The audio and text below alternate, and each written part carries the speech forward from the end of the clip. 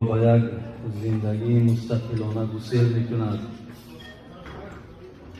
از نام خودم، از نام همه شما باشندگان این محفل، این مجلس تبریک و تهنیت میگوییم و دعاگو هستم که الله مهربان از پشت این خرسندی با خرسندی ها را در خاندان برادر ما نصرت را همیشه پایدار نگه دارد. کدوم این خواهر ما را هم در خاندانشان مبارک خیر بگرداند.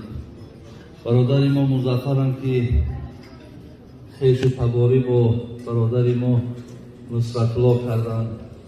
الله مهربان این برادر ما را هم تو جان مبارک و خاندان اینها هم برقرار و بردوام نگه دارد. اهل مجلس ما هم این ساعت ها را انتظاری